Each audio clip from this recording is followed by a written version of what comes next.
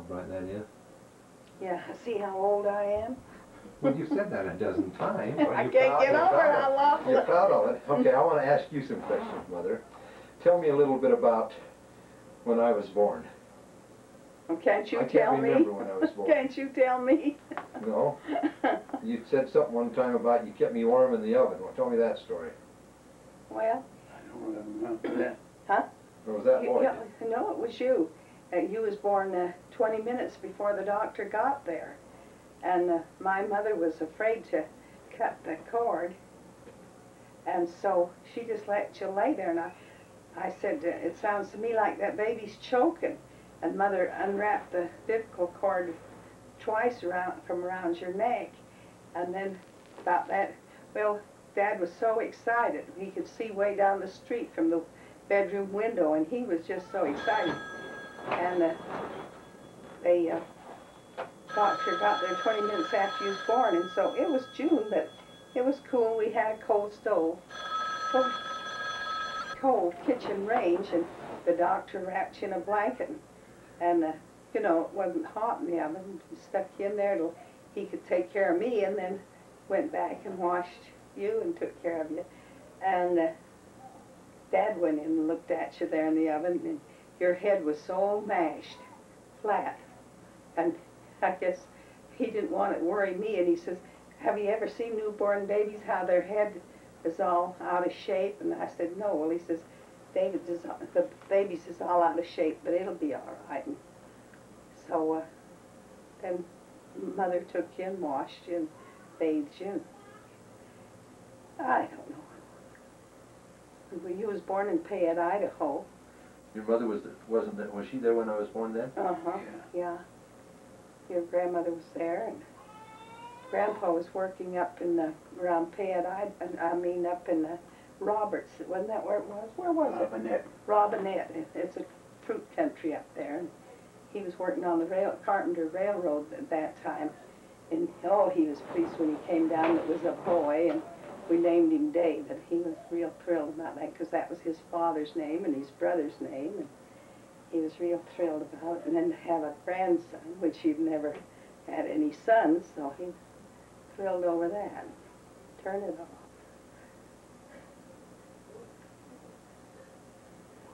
We lived in a little tiny 3-room house. How long had you lived in Fayette when I was born? Oh, we got there in January, wasn't it, Dad? And then you was born in June. About 6 months. About 6 months we lived there. And we only lived there about 3 more months and we moved to Cuna. And you stayed there until Lloyd was born, huh? Yep. That's where you used to run all over around and do shopping on your little kitty car. Give you a note and you'd go up there, get a loaf of bread and bring it back. And how old was I? You was before Lloyd was born. You was just a little past 2. You mean I'd go to the store to pick and get bread before I was 2 years old? You had a little kitty car, and they didn't have... I thought I remember doing that, but I thought I must have been older. No, it was the summer before Lloyd was born.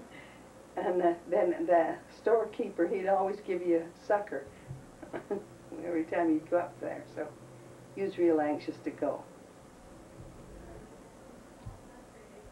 I guess it's those lights. Man, it's hot in here.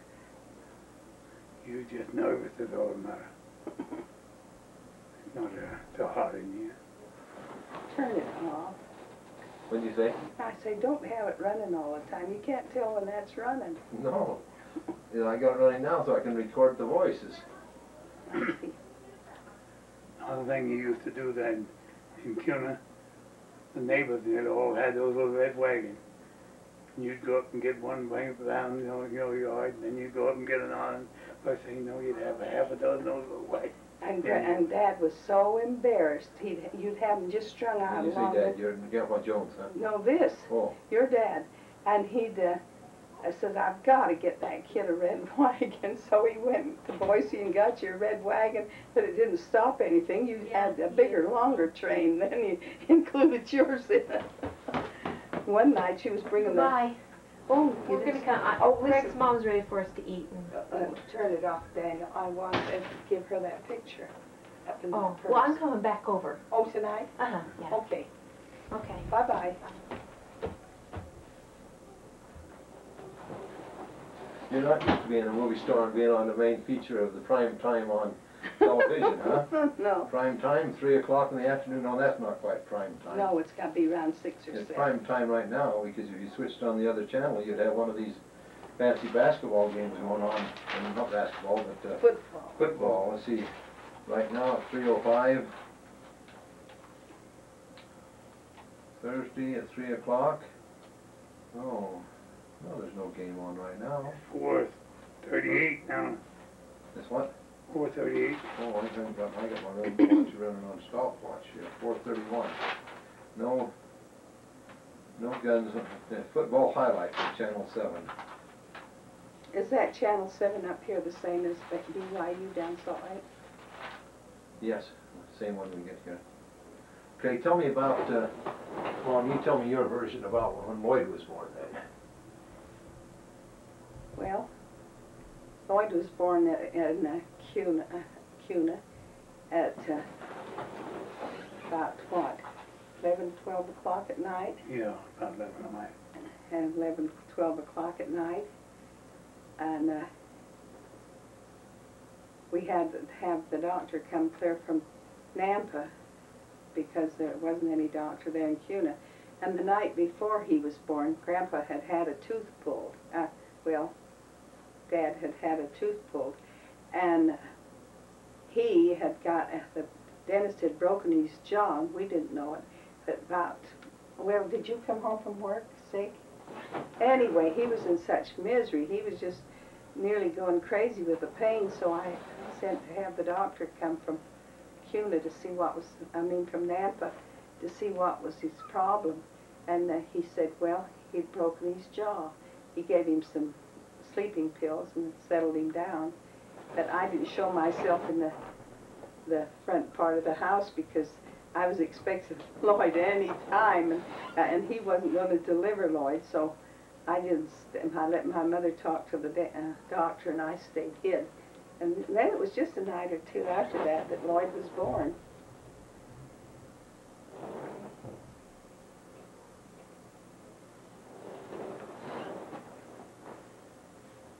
Is that running now?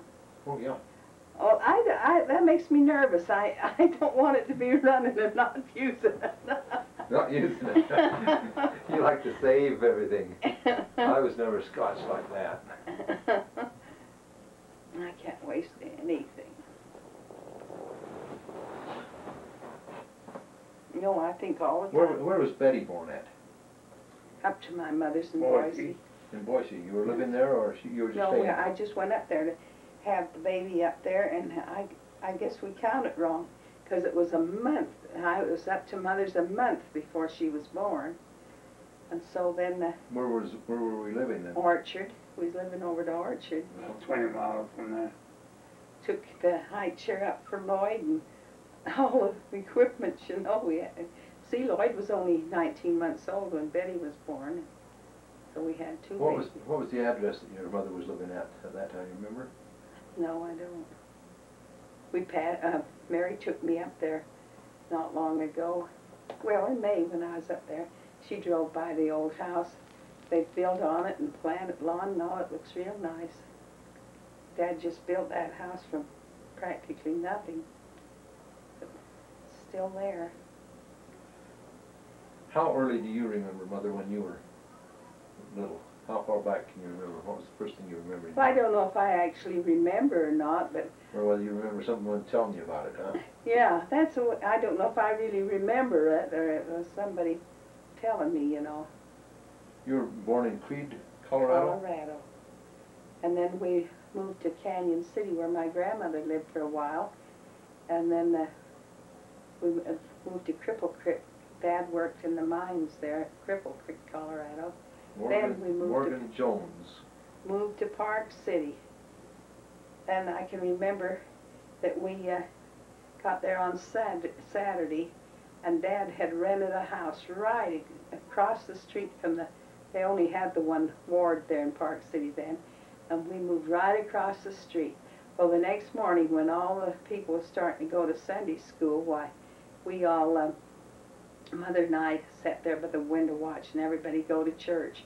Finally, I said to Mom, You know, those varmints are just like the rest of us people. Those varmints? Yeah, those Mormons. Well, we've been told Mormons had horns and all sorts of things, you know. And so when I saw that they were just like other people, why, those varmints look just like the rest of us. But, and then we'd been there a few weeks, and some neighbor asked us to go to church with them.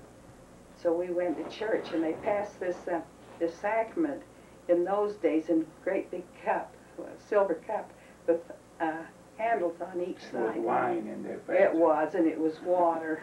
and so they passed it around. You take a sip and pass it to the next person, not little individual cups like now. And when it came to my turn, there was only a little bit left in the cup, and I just turned it up and drank every bit out of that cup. Nearly embarrassed my mother to death. They had to go refill the cup. Yeah, but you hear your mother tell us, she said you drank all the wine out of Well, that. she was kidding me, because she wasn't. I don't think the No, Mormon they- church They ever, didn't have wine at that time, I don't think. Yes, they did. I don't think the Mormons ever served wine. Hello. Yes, they did. How do you know? Yes, just a minute, I'll get her. Mina, telephone. And so then, Did you go to church a lot when you were at? yes, I went to Methodist church. Huh? I went to Methodist Well, church. you didn't go to the Mormon church a lot there in, Oh, in no. Park City then? No, I went to Methodist church. I used to go what they call religion class. I guess it's sort of like primary now. Uh-huh. They used to call it religion class. I used to go with some of my friends after school to religion class, but I always went to Well, Mother was Episcopalian, but I didn't like that church. Too much like Catholic. What religion was your dad? I don't know if there's any. You never went to church much, huh? Uh-uh. Well, he worked as a miner all the time he was in Park City. Yeah. Yeah. And then when he moved to Boise, what did he do there? Well, he used to go up to Over at Coeur d'Alene's, Work in mine. and up there and work in the So he'd be gone for several months at a time? Uh-huh. Well, when, Paul was born while he was working in Bingham.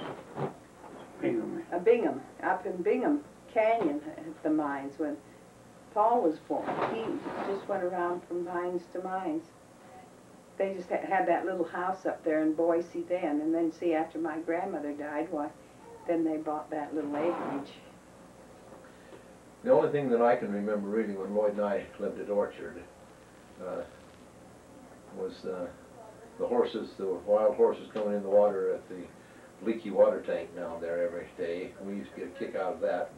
I always wanted to have an Indian pony, and But I can remember, we lived there at Orchard. just a second. It was on a minute ago too. Huh? It was on a minute ago too. Oh, well, yeah, it it was wasn't on. it I wasn't was recording talking. though. Oh, it shows on the screen even though it's not recording, see. When you came in, it was, and I said it was off of the record. But it's recording what we're saying now. But Mother lived in a part of a house there in Boise when they first moved up there, and with an old maid, and she just loved cats. She had a lot of cats, and one of these cats had kittens, so she insisted that each one of you, David and Lloyd, should have a cat. And we came home with They were those. old gray cats, weren't they? Yeah, kittens. And boy, those kittens didn't stay at our house long. I'd come in and find them up on the table, and I just couldn't take them. I never have liked I remember we had them for some time though. Oh, just 2 or 3 weeks. Is that all? they, 2 or 3 they, months. they left Yeah, on. 2 or 3 months. Oh, I don't like cats. Okay, and the minute your back's turned, they're right up on the table. This is like a tape recorder. It makes me nervous. How about you, Mark? Need to Huh? have something more specifically asked each time so you don't have to keep. Well, you said we moved to Sandy in November of 1925. See, Betty died in July. So I was just a little over 4 years old when we moved down there. Yeah, Betty died on the 25th, 4th of July, and then we moved to Sandy. I don't remember the address we lived at, but I know how to drive to the place there. Yeah, where in Salt Lake? Sandy. Oh, in Sandy. I drove there sometime back. Sandy. And so you were in Sandy, Dad. You were in Sandy from 1925 up until how long? 29, I think. 29 or 30. I think it's 29 when I moved in Salt Lake.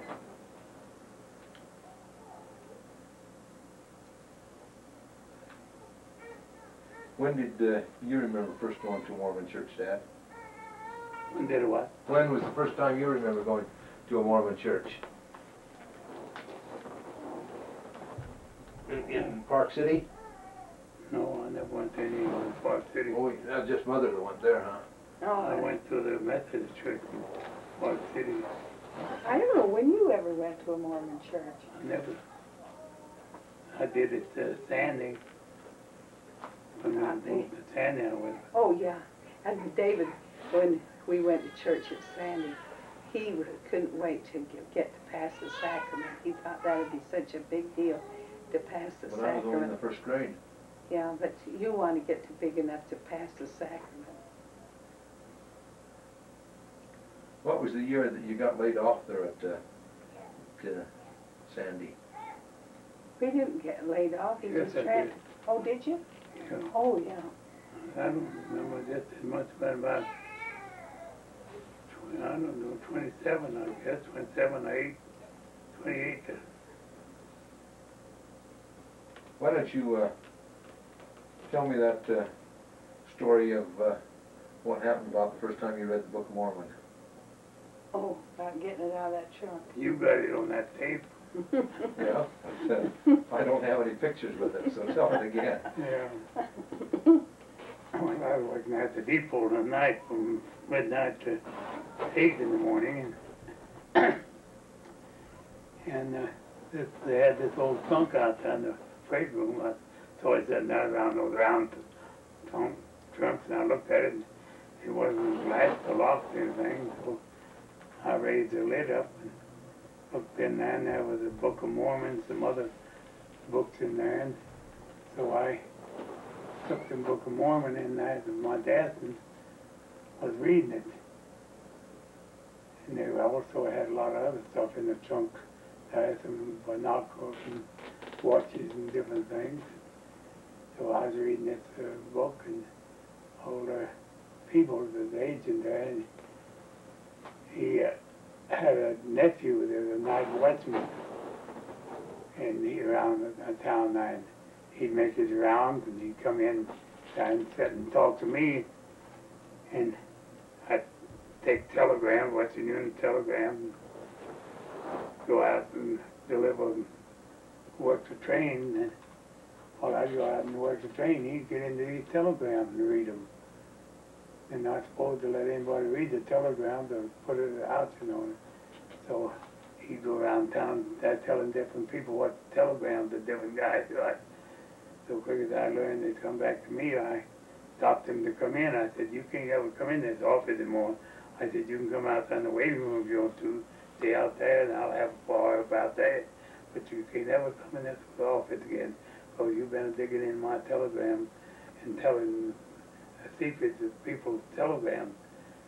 So that made this agent mad that was working the daytime, and he decided to frame me and get me discharged. So he called a special agent and had him come out there and showed him that I had the Book of Mormon reading.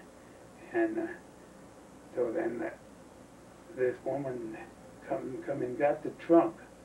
Named Forbush, she came and got a trunk, and I don't know why he'd never notified her before that the trunk had been, her husband's been away or working or something, and shipped his trunk back. So she come and got the trunk. So he had these special agents come down there and told him all about it, and told him I stole other stuff out of there. I didn't get anything but the books. And he had in his desk there a pair of binoculars that come out of it and other things. So they asked me what I took out of the trunk. I said, well, I took out a trunk as a book, reading a book, and I said, when I found out that the owner had come got the trunk, I went to the post office and then inquired where she lived. The postmaster told me where she lived out on the route there, so I said, I went over and took the Book of Mormon back to her. And I said, she never said anything to me about other stuff being taken out. And these guys said, didn't you have the other stuff? I said, I did not. I said, I saw some of it in agent's desk here. He evidently taken it out. So he took it to he tried to claim that I'd taken it. So then they had the investigation, then they discharged me there. So the fellow, the general manager of the university, her name was Plumhoff. And I knew him from Park City. She had a, he had a sister. No, Eleanor Wright, a friend of theirs, was. He used to come up there to Park City and he got acquainted with me. So when I got discharged, I called up our general chairman, had him come down. I talked to him, told him about it. And I said, that general manager, he's well acquainted with me. And he said, he knows me. So this fellow went up to the general manager and talked to him, asked him if he knew me. He said, sure, I know Rufus Benton, know him well. He said he was a mighty fine fellow. So he told him about this agent framing me and getting me discharged. He said, well, I'll have that taken care of. So next morning, he went back to work where he dictated a letter to the superintendent, told him to reinstate me at once. So they put me back to work then. All right. How long were you out of work? Oh, I don't know, 2 or 3 months. I was doing electric work on the side. You mean we were? Huh? We were. Remember, I was helping you crawl through the attics. Doing this electric working. So then I kept right on doing wiring houses and stuff all that out. And when I went back to work at the railroad, I quit this electric work. I sold all my electric supplies and stuff I had to the, what was the name of that electric company in Murray, something almost famous, mine, Benny could be. I can't remember. How did you get started? How did you learn how to do it? He took a correspondence course. First house I worked was in bed. They had the wires running along on the inside of the ceiling. And Not had up in the attic. sockets fixed down on the middle and then run on over the switches. The switches wires is on the outside. So I just got busy and figured out how to tore those wires all out and put them up in the attic and brought it down so they wouldn't show. And that's the first electric work I did. I took electric correspondence course, and I had a set of electrical books that I bought, about 10 volumes of them. I read those and took a correspondence course. Learned a lot about electricity and how to wire in.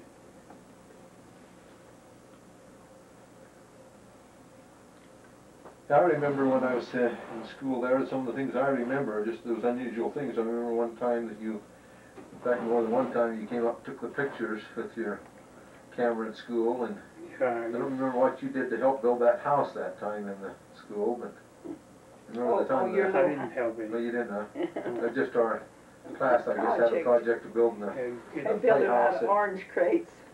Teacher knew kids, she had a project. We've got some pictures of that little, haven't you got some pictures of that little house you built?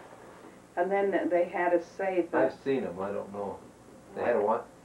And then the teacher had us save all of our cornflakes boxes and empty, you know, open them carefully. And you had a play store, you had all that stuff on the shelves for a play store in kindergarten. I don't know if the kids do that or not now, do they? Build houses and make stores? When we moved up to Salt Lake, Dad, where were you working then? I was working what's called the Fifth North Tower there in Salt Lake. I threw the switches for the train. The train had certain signals, you know, to whistle like for the coach track, and we'd line up the switches and they'd go in on that track. Or if they wanted to go to some other track that twisted with certain things. We had this big machine. We'd line up the switches for them, electric, and they'd go in on the whatever track they wanted to, and then bring the cars out or take cars in. The computers have taken over that type of work now, haven't they? Yeah. No telegraphy anymore either. No. There. You bought the house there in 754 Parker's Lane. Yeah. How many years did you work for at the towers there? Oh, I only worked there a few months, and then I went out to Willard, the agency at Willard, and worked there the summer months. That was only open in the summer. Then when they closed that in the fall, I went to Colleton, Idaho, and worked there 2 or 3 years, winter and summer. Well, you just worked there during the week and just go home on weekends? Mm-hmm. Mm-hmm. He was working up there when you got appendicitis, you know. I had. He wasn't home the weekend I had it then, huh? No, Called me to come home. I remember the day that I went to the hospital. I remember if I remember right, they carried me out on a stretcher or carried me out of the house, and as I went by the front door, Lloyd says, "I'm sure glad that's not me." And one night, when you was in the hospital, I was peeling potatoes at the kitchen sink, and he was so lonesome for David, he didn't know what to do. And he sat up there on the counter, and I was peeling potatoes, and he said, "Mother," he says, it just feels like David has just gone to the store or something, doesn't it? He was missing him so much. They kept him in the hospital 10 days then when they had something like that. You didn't go in and just stay a day or two. It was 10 days. You know, I can remember those things. Now, going back, Dad, on that tape this morning, you were telling about this young girl that died when you were quite young. What about... What young girl? My sister? Well, you said somebody that you liked quite well that was... Oh, yeah. That's my first girlfriend. Yeah, that's what I'm talking about. She was about 13, I was about 14 years old, and she got the measles and got pneumonia and died.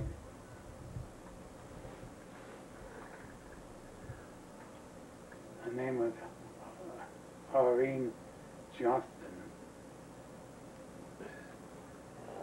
Who was your second girlfriend? I don't remember.